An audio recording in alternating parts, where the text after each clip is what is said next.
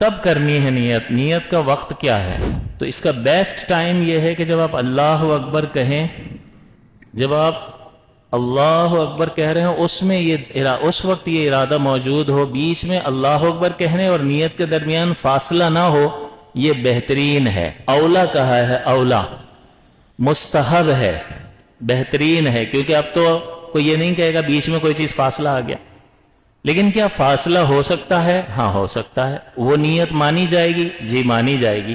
مثال کے طور پر اذان ہوئی، آپ دفتر میں کام کر رہے تھے، آپ نے کام چھوڑ دیا اور نماز کی تیاری میں لگ گئے، واش روم گئے، وضو کر رہے ہیں، مسجد کی طرف چل کر جا رہے ہیں، تو اب آپ کی جو نیت ہے اس میں اور اللہ اکبر کہنے میں، اس کو تحریمہ کہتے ہیں، تکبیر تحریمہ، اس میں فاصلہ آ گیا، تو اب یہ نیت مانی جائے گی یا نہیں مانی جائے گی؟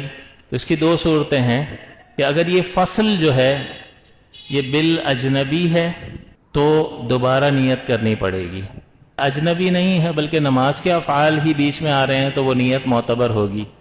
مثال کے طور پر جیسے آپ کو ابھی مثال دی کہ وہ کام چھوڑ کر نماز کے لیے اس نے کوشش شروع کر دی، وضو کر رہا ہے، مسجد کی طرف جا رہا ہے، اس میں دیر لگے گی یا نہیں؟ تو نیت اور اللہ اکبر کہے کے درمیان ایک گیپ آ گیا۔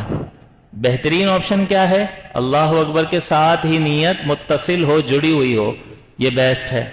لیکن یہ بھی ہو سکتا ہے، یہ نیت بھی معتبر ہو سکتی ہے۔ اب یہ بیچ میں جو فاصلہ آیا ہے اس میں ایسا کوئی کام کہ جو نماز کے منافی ہو، اگر وہ پایا جائے گا تو پھر دوبارہ نیت کرنی ہوگی۔ جیسے کھانا کھانے بیٹھ گیا، وضو کیا، لیکن نماز سے نکلتے نکلتے کہا کہ یار ابھی 10 منٹ ہے، 5 منٹ میں کھانا کھا لیتا ہوں، کھانا کھانے بیٹھ گیا۔ اب یہ کھانا کھانا جو ہے یہ نیت اور اللہ اکبر کے بیچ میں آ گیا، اور یہ ایک ایسی اجنبی چیز ہے کہ جس کا نماز کے کاموں سے کوئی تعلق نہیں ہے، یہ نماز کا فعل نہیں ہے، تو لہٰذا اب جو ہے دوبارہ نیت کرنی ضروری ہوگی۔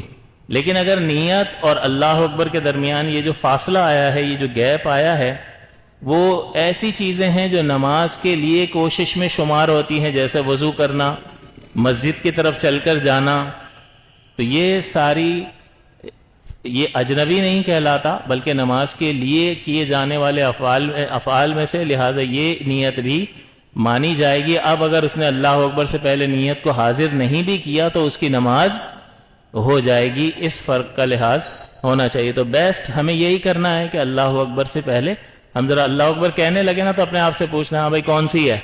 جیسے میں نے وضو میں آپ کو بتایا تھا کہ وضو میں نیت کریں گے تو ثواب ملے گا، نہیں نیت کریں گے تب بھی وضو ہو جائے گا لیکن ثواب نہیں ملے گا۔ تو نیت کیا کرنی ہے؟ طہارت کی نیت کرنی ہے کہ میں اس پانی بہانے سے طہارت کی نیت کرتا ہوں۔ تو اب یہ کیسے یاد آئے گا؟ تو جیسے ہی وہاں نلکے کے پاس بیٹھے ہیں تو خود سے پوچھنا، بھائی کیا کرنا ہے؟